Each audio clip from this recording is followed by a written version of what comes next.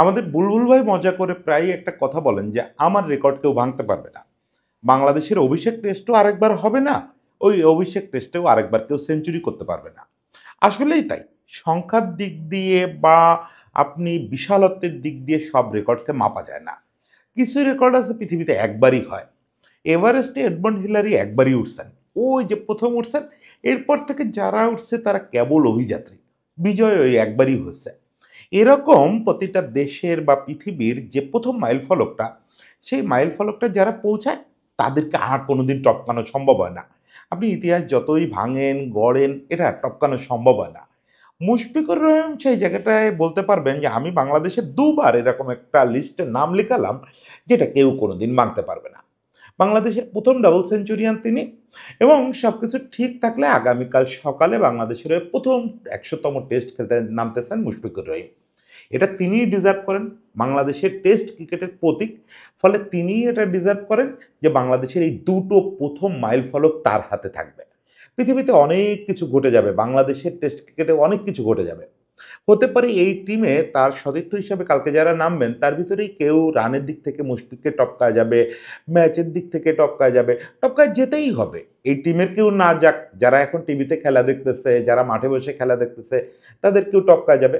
কিন্তু এই যে প্রথম ১০০ টেস্ট খেলা, এই রেকর্ডটা মুশফিকের কাছ থেকে কেউ কেড়ে নিতে পারবে না। এই জায়গাটায় মুশফিককে আমরা অবশ্যই একটা বিরাট অভিনন্দন জানাবো যে এই একটা অনবদ্য রেকর্ড, অনবদ্য একটা মাইল ফলক তিনি অর্জন করলেন। সেই সঙ্গে আমি আজকে একটু কৃতজ্ঞতা জানাবো।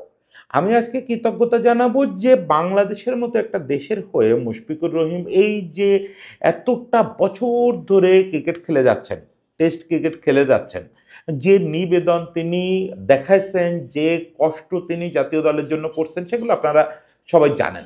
আমি ধন্যবাদ দিয়ে যাব তেমন কিছু না পেয়েও, মানে তার সমকালীন ক্রিকেটাররা অনেক বড় বড় অ্যাচিভমেন্ট করে ফেলছে, সেই সুযোগ না পেয়েও মুশফিক যে দিনের পর দিন সততার সঙ্গে এবং অত্যন্ত ওয়ার্ক এথিক্সের সঙ্গে ক্রিকেটটা খেলে গেছেন, এই জন্য আমি তাকে একটু ধন্যবাদ দেবো এবং সেই জিনিসটা একটু বলবো যে মুশফিকের অনন্য অবদানটা ক্রিকেটে কী।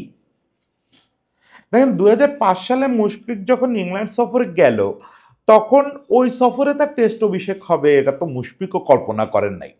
এবং আমি মোটামুটি নিশ্চিত ওই সফরে আকস্মিকভাবে যখন লর্ডসেই টেস্ট অভিষেক হয়ে গেল, তখনও মুশফিক হয়তো কল্পনা করেন নাই যে বাংলাদেশের প্রথম টেস্ট ক্রিকেটার হিসাবে ১০০ টেস্ট তিনি খেলবেন।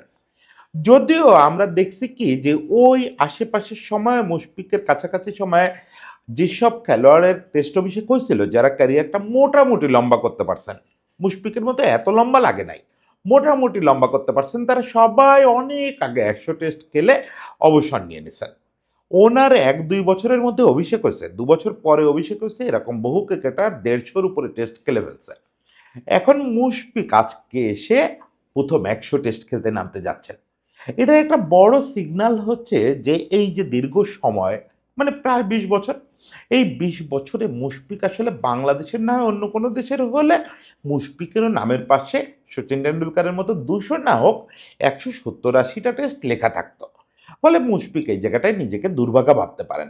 একই সঙ্গে ওই যে বলছি যে মুশফিককে একটা বিরাট ধন্যবাদ দিতে হবে যে তারপরেও মুশফিক খেলা চালায় গেছেন। আমাদের দেশে আমরা যত কম টেস্ট খেলার সুযোগ পাই, তাতে আমাদের দেশে একজন সলিড টেস্ট ক্রিকেটার, সলিড একজন ক্রিকেট ফ্যানাটিক মানুষের পক্ষে খেলা চালায় যাওয়া খুব কঠিন। ২০ বছর খেলা চালায় যাওয়া খুব কঠিন। কারণ হচ্ছে যে আমরা খুব বেশি সুযোগ পাই না, আমরা ভালো ম্যাচ খেলার সুযোগ পাই না, ভালো উইকেটে খেলার সুযোগ পাই না, প্রচুর ম্যাচ খেলার সুযোগ পাই না, এবং আমাদের নানা রকম মানে ক্রিকেটেও নানা রকম অপ্রাপ্তি আছে। এর মধ্যেও মুশফিক যে এতকাল ধরে নিজেকে ধরে রাখছেন, ওই যে মুশফিকের বিষয়ে কথা উঠলে তো তার ওয়ার্ক এথিক্স, তার যে নিবেদন, সেগুলো আসলে একটু হলেও তো বলতেই হয়। সেটা আসলে আমাদের আর বলার দরকার নেই। সেটা আপনি বাংলাদেশে তার কন্টেম্পোরারি যেসব ক্রিকেটার, তার সিনিয়র যেসব ক্রিকেটার, তার জুনিয়র যেসব ক্রিকেটার, তার যারা কোচ, যে কারো কাছে জিজ্ঞেস করলে জানতে পারবেন যে এত বড় ওয়ার্ক এথিক্সওয়ালা লোক বাংলাদেশের ক্রিকেটে আগে পরে আসে নাই। এই যে ফিল সিমন্স গতকালকেই মনে হয় বলছে, নাকি আজকে বলছে, আমার ঠিক খেয়াল নাই, যে শুধুমাত্র পরিশ্রম এবং নিবেদনের কারণেই মুশফিককে কিংবদন্তি মনে করা উচিত। তার রান, ম্যাচ সংখ্যা এগুলো অনেক পরে আলোচনা। আসলেই তাই। আমরাই তো ক্যারিয়ার জুড়ে দেখছি যে মুশফিক কিভাবে একা একা পরিশ্রম করে যাচ্ছে এবং পরিশ্রম কিন্তু মুশফিককে মুশফিক বানাইছে। একথা বহুবার বহুজনে বলছে, ফলে আর রিপিট না করি। যে মুশফিক শুরুর দিকে যে মুশফিক ছিলেন, কালক্রমে যে মুশফিক হয়েছেন, মানে বাংলাদেশের সর্বকালের সেরা ব্যাটসম্যানদের একজন হয়ে গেছেন। এইটা মুশফিক কিন্তু পরিশ্রম দিয়ে করছেন। পুরোটা যে গিফটেড তা কিন্তু না। অনেক ক্রিকেটার থাকে, অনেক স্পোর্টসম্যান থাকে যে যেটুকু করে তার প্রায়টাই গিফটেড। খুব একটা পরিশ্রম তারা করতে হয় না বা করেন না। কিন্তু মুশফিক যদি গিফটেড হন 30%, বাকি 70% তার পরিশ্রমের অবদান। ব্যাটিংয়ে অবিশ্বাস্য রকমের উন্নতি করছেন, অবিশ্বাস্য টেম্পারামেন্ট বাড়াইছেন। পরে আপনারা যেসব শট মুশফিকের কাছ থেকে দেখছেন, ইনসাইড আউট থেকে শুরু করে যত বেশি উচ্চাভিলাষী শট এবং অসাধারণ সব শট, এগুলো শুরুর দিকে মুশফিকের সঙ্গে ছিল না। এগুলো মুশফিককে অ্যাচিভ করতে হয়েছে এবং সেই অ্যাচিভ করার জন্য মুশফিক ঘন্টার পরে ঘন্টা পরিশ্রম করছেন। অন্য টিমমেটদের 2 ঘন্টা আগে গিয়ে পৌঁছেছেন, 2 ঘন্টা পরে বেরোয়েছেন অনুশীলন থেকে। ছুটির দিনগুলোতে সবাই যখন একটু শীতের দিন, বর্ষার দিন একটু উষ্ণতায় ঘরের ভিতরে থাকে, মুশফিক সেই টাইমটা নেন নাই। মুশফিক আসলেই জীবনে তেমন কোনো সময় দেন নাই। বিলাসিতারে, সময়ের তেমন কোনো সময় দেন নাই। তো আমি মুশফিকের পরিবারের সদস্য হলে আমি আসলে মুশফিককেই অ্যাটাক করতাম যে আপনি পরিবারের কতটুকু সময় দিচ্ছেন। আসলেই দিতে পারে নাই। আমরাই তো দেখছি চোখের সামনে যে 24 ঘন্টার 18 ঘন্টা 19 ঘন্টা সে মাঠে কাটাচ্ছে। খেলা শেষ হয়ে যাচ্ছে, তারপরেও মুশফিকের যাওয়ার কোনো লক্ষণ নাই। সে আসলে ক্রিকেটটারে দিছে। ক্রিকেটটা থেকে কিছু পেতে গেলে যে তার চেয়ে বেশি দিতে হয়, এটা মুশফিকের চেয়ে ভালো কেউ বোঝে নাই। হ্যাঁ, এই এত কথা বলি, এত নিবেদন, এত পরিশ্রম, সেই তুলনায় তার যে রান, তার যে গড়, সেগুলো হয়তো খুব মারাত্মক না। মারাত্মক মানে আপনি বিশ্ব বিচারে তুললেই আপনার কাছে দুর্বল মনে হবে। যে এই সামান্য কয়টা রান, এই সামান্য অ্যাভারেজ, এটা দিয়েও আসলে মুশফিকরে সঠিক চেনা যাবে না। এটা একটা বড় কারণ। মুশফিকের আবার অনেক গুণের সঙ্গে কিছু দোষ, যেগুলো আমরা এই সময় অ্যাভয়েড করতে পারি, কিন্তু একটা দোষের কথা বললে বুঝতে পারবেন। সেটা হচ্ছে যে মুশফিক সবসময় চাইছেন যে আরও বেশি ক্রিকেটে অংশগ্রহণ করতে। সেটার অংশ হিসাবে মুশফিক কখনোই কিপিং ছাড়তে চান নাই, ফলে টেস্টে টপ অর্ডারে ব্যাটিং করাটা তার খুব বেশি হয় নাই, হইলেও কষ্টসাধ্য হয়েছে। সারাদিন কিপিং করে টপ ফোরে যাওয়াটা খুব কষ্টসাধ্য, টপ ফোর ফাইভে। যেটা তার ব্যাটিং ডিমান্ড করে, তার যে ব্যাটিং স্কিল সেটা ডিমান্ড করে, তার আসলে সারাটা ক্যারিয়ার জুড়ে টপ ফোরে ব্যাটিং করে যাওয়া উচিত ছিল। সেটা তো তিনি করলেন না। করলেন না মূলত হচ্ছে যে কিপিংটাও ছাড়বেন না একটা লম্বা সময় পর্যন্ত, সেটা ছিল। আমি মোটামুটি নিশ্চিত যদি কিপিংটা একটা সার্টেন সময় এসে ছেড়ে দিতেন, তাহলে মুশফিকের রান, অ্যাভারেজ এগুলো আরও অনেক সমৃদ্ধ হতো। যাই হোক, ইটস হিজ লাইফ। তিনিই ঠিক করছেন যে তিনি এইটা বেছে নেবেন, যে কৃতিত্বহীন বা ধন্যবাদহীন উইকেট কিপিং সেইটা বেছে নিচ্ছেন। সেটা বেছে নিয়ে সেটার বিনিময়ে রান স্যাক্রিফাইস করছেন। এটা তো তার লাইফ। যদি সেটা মানে উচ্চাভিলাষী হতেন যে না, আমি কিপিং টিপিং না করে নামের পাশে আরও রান যোগ করতে চাই, সেটা হতো, তাই হতো। শেষ পর্যন্ত আমরা মুশফিককে মনে রাখবো এই যে ক্রিকেটকে দেওয়ার জন্য। আরেকটা কারণে ক্রিকেটকে খুব মনে রাখতে হবে মুশফিকের, সেটা হচ্ছে যে এথিক্স। এথিক্স মানে ওয়ার্ক এথিক্সের কথা তো বললাম, মানুষ হিসাবে তার এথিক্স। আজকে সুব্রতা তার একটা পুরনো লেখা প্রথম আলো অনলাইনে পাবলিশ করছেন, আপনারা পড়তে পারেন যে মানুষ মুশফিক কেমন। এটা আসলে 2-4 বার যারা মাঠে তারা দেখছেন তারা সবাই জানেন যে এই লোকটা সারা জীবন অনেক কিছুর সঙ্গে অনেক কিছু মেনে নিছে। এমনিতে মুশফিক কিন্তু খুব দুষ্টু প্রকৃতির মানুষ। আপনারা এটা জানেন কি না, এটা আপনারা জানলে একটু সারপ্রাইজড হবেন। তার যে ভাবমূর্তি এবং সুব্রতার ওই লেখাটা পড়লেও আপনার যেটা মনে হবে যে মুশফিক বোধহয় সবসময় রেগে থাকে। ওই লেখাটা একটু ভুল বোঝার অবকাশ আছে। মুশফিক আসলে খুবই দুষ্টু প্রকৃতির মানুষ এবং সেই দুষ্টামিটা আবার বাদরামি না। মানে মাশরাফির মতো বাদরামি না। তার দুষ্টামির একটা নিজস্ব ঘরানা আছে। খুব হাসি খুশি মানুষ, একান্ত আড্ডায় খুব দুষ্টামি করতে পছন্দ করেন। সেই দুষ্টামি হচ্ছে সূক্ষ্ম সূক্ষ্ম দুষ্টামি এবং খুব হাসি খুশি মানুষ। আমি জানি না সুব্রতা কেন তার ওই রাগী রূপটা, গোমড়া রূপটাই বেশি দেখছেন। হয়তো ঘটনাচক্রে সামনাসামনি বেশি পড়ে গেছে, কিন্তু খুব রসিকতা করতে পছন্দ করে মুশফিক। এছাড়া তার যে সবচেয়ে বড় গুণটা সেটা হচ্ছে যে কথা, কথা এবং কাজ। এই দুটো জায়গায় সে তার জীবনে কোথাও দাগ পড়ে এরকম কিছু করতে দেয় নাই, কক্ষনো না।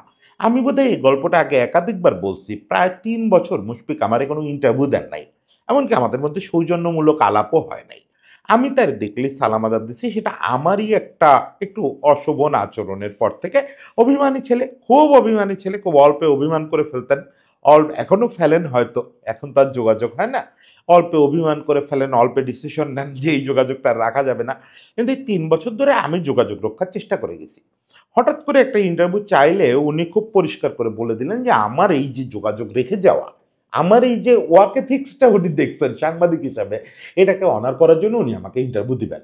এবং প্রায় তখন মুশফিকের একটা ইন্টারভিউ পাওয়া বাংলাদেশের যে কোনো সাংবাদিকের জন্য কঠিন ব্যাপার, এরকম একটা টাইমের কথা বলতেছি। ইনফ্যাক্ট এটা সবসময় কঠিন, মুশফিকের ইন্টারভিউ আপনি খুব একটা দেখবেন না। আমি ২ পর্বের একটা ইন্টারভিউ নিয়েছিলাম অলমোস্ট ২ ঘন্টা ধরে, এবং সেই ইন্টারভিউটা দেওয়ার জন্য মুশফিক আধা ঘন্টা বসেছিলেন। প্র্যাকটিস শেষ হয়ে গেছে, আধা ঘন্টা বসে আছেন। মুশফিক ৩ বার আমাকে মেসেজ দিয়েছেন, আমি আপনাকে কথা দিচ্ছি ইন্টারভিউ দিয়ে যাব। মানে এই লোকটা সম্পর্কে বলতে গিয়ে এটা বললাম কেন, এই সাধারণ আমার সঙ্গে রিলেশনের গল্পটা বললাম কেন, বললাম হচ্ছে যে আমার মতো একটা মানুষ, এটা তো সত্যি যে মুশফিকের সঙ্গে কোনো সাংবাদিক বা কোনো মানুষ মানে টিমমেট ছাড়া এর বাইরে কারোর খুব দহরমরমও নেই, শত্রুতাও নাই। সেখানে আমার মতো একটু ডিস্টেন্সে থাকা একজন সাংবাদিককে যে লোক শুধুমাত্র এথিক্সকে সম্মান দেখায় এবং কথা রাখার জন্য সম্মান দেখায়, এভাবে ইন্টারভিউ দিতে বসে থাকতে পারে, সেই লোকটা আরও কত কি করতে পারে। সুব্রতা আজকে ওই যে সুব্রতার লেখাটার রেফারেন্স টেনে শেষ করি, ওই লেখাটায় সুব্রতা লিখছেন যে একবার মুশফিককে নিয়ে একটা রিপোর্ট ছাপা হয়েছিল প্রথম আলোয়, সেখানে একটা মাত্র লাইন ছিল যে ম্যানেজারের রিপোর্টে মুশফিকের আচরণ নিয়ে একটা বাজে কথা আছে। সেটাতে মুশফিক খুব তীব্র রিয়াক্ট করছিলেন। মুশফিক কখনো তার নামে যত বাজে নিউজ আপনি করেন না কেন, মুশফিক বড়জোর কী হবে, যে অভিমানী বলে কথা বলা বন্ধ করে দিতে পারেন, কিন্তু কোনোদিন রিয়াক্ট করবে না, কোনোদিন রিয়াক্ট করবে না। ইনফ্যাক্ট ওই জেনারেশনে একজন ক্রিকেটার ছাড়া কেউ রিয়াক্ট করতো না, সাকিব টাকিব কেউ কোনোদিন রিয়াক্ট করতো না। তো মুশফিক চুপ করে যাওয়া মানুষ, কিন্তু সে খুব রিয়াক্ট করে সুব্রতারে ফোন দিয়ে বলছে যে নিউজটা ঠিক হয় নাই। সুব্রতা নিউজটা পড়ে বলতেছে যে এখানে তো আপনার নামে এরকম কিছু নেই, ম্যানেজারের রিপোর্ট আছে শুধু। তো মুশফিক সুব্রতারে বলতেছে, না সুব্রতা, আমার নামে যদি কিছু থাকতো তাও আমি আপত্তি করতাম না, কিন্তু ম্যানেজারের রিপোর্টে আমার আচরণ নিয়ে প্রশ্ন উঠছে। আমি তো সারা জীবন আমার আচরণ নিয়ে গর্ব করে গেছি, সে আচরণ নিয়ে প্রশ্ন ওঠার মতো একটা নিউজ যখন যায়, এটা আমারে আঘাত করে। এবং পরে সুব্রতা কোর্টায় দেখছেন যে নিউজটা মিথ্যা ছিল, ম্যানেজারের রিপোর্টে আসলে আচরণ নিয়ে কোনো প্রশ্ন ওঠে নাই। মুশফিক জীবনে কখনোই আচরণগত সমস্যা করেন নাই তা না, সেটা তিনি সঠিক মনে করেই করছেন।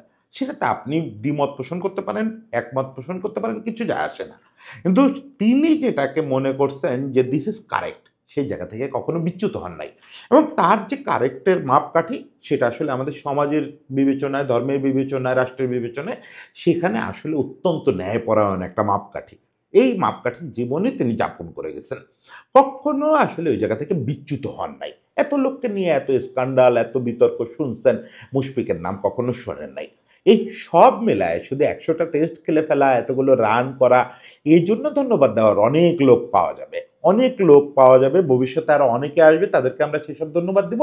কিন্তু এই যে মুশফিক, কালকে সুমন ভাই বলছে মিস্টার ক্রিকেট, এই মিস্টার ক্রিকেট মুশফিককে বিরাট একটা ধন্যবাদ দিয়ে শেষ করতেছি। সবাই ভালো থাকবেন, সবার জন্য শুভেচ্ছা।